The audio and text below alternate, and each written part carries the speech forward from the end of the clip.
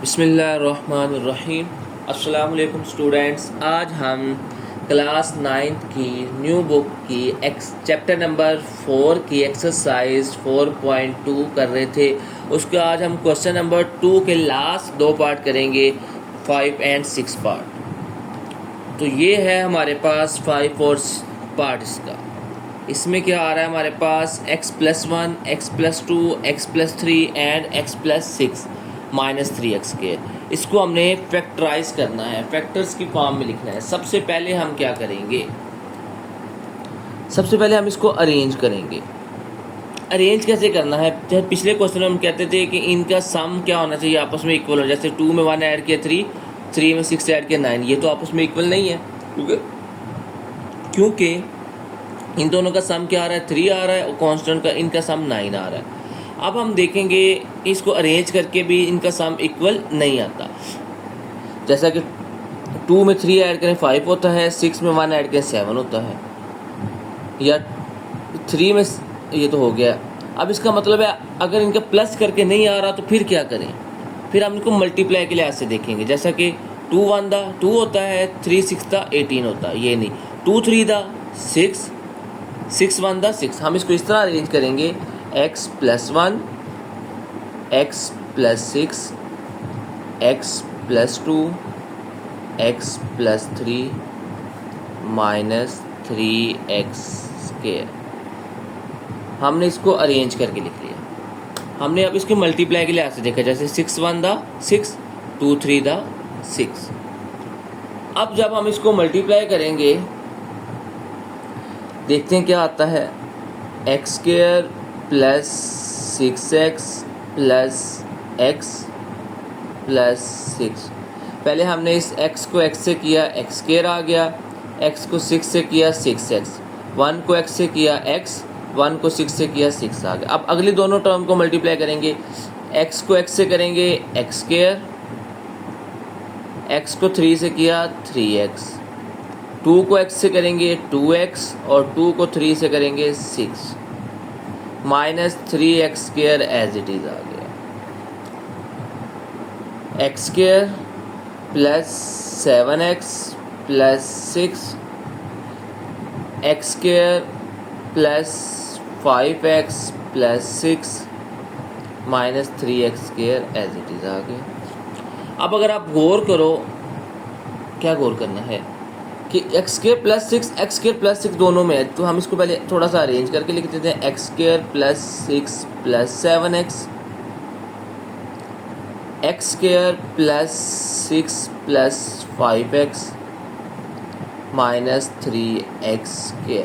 इस स्टेप में हमने जस्ट ये किया कि हमने x² और कांस्टेंट को एक साथ लिख दिया, क्योंकि वो दोनों में क्या आ रहा है, सेम आ रहा है।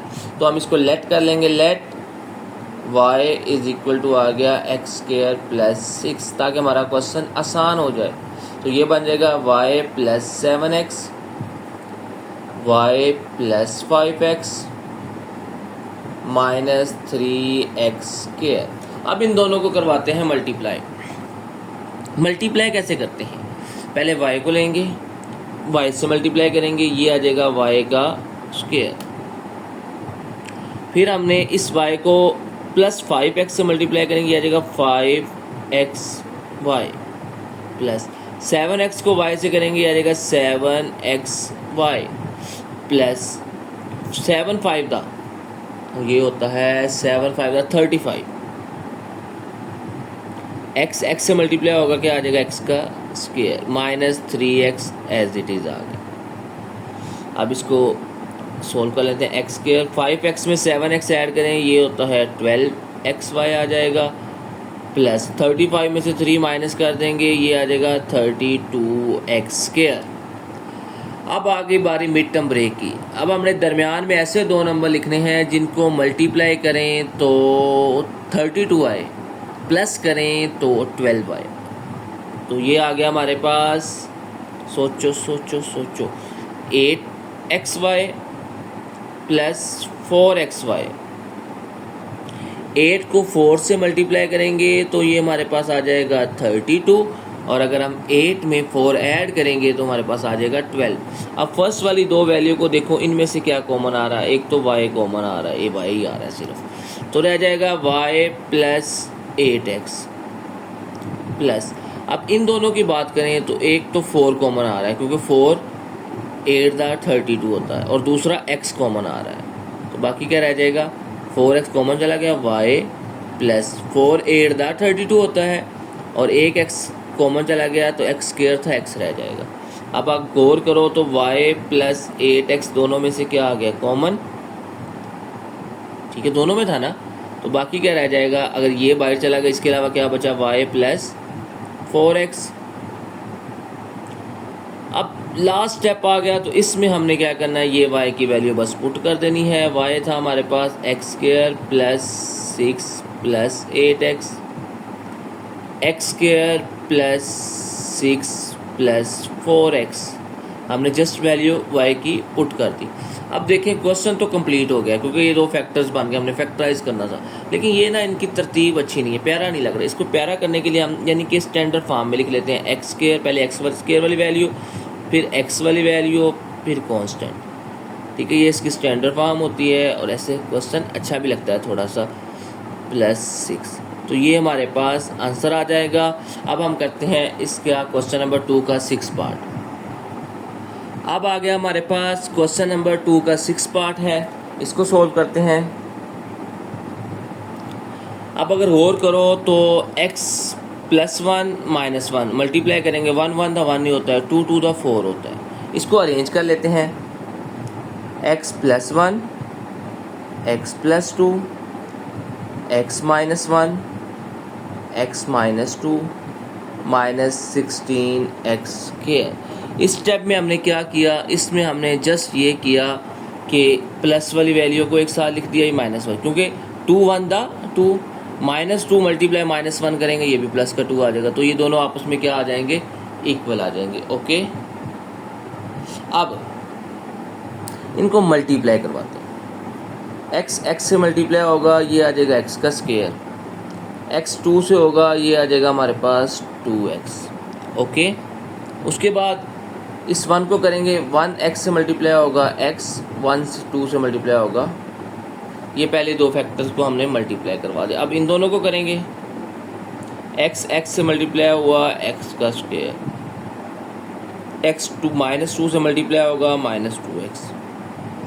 अब माइनस 1 को x से करेंगे, माइनस x, माइनस माइनस क्या होता है, प्लस होता है, 1 मल्टीप्लाई बाय 2 करेंगे, 2 आ जाएगा, माइनस 16x स्क्वायर जो था वो एज इट इज़ ही आ गया, ठीक है, इसको हमने नहीं छेड़ा। अब x square plus 3x plus 2 आ जाएगा, क्योंकि 2x में x ऐड करेंगे 3x हो जाएगा।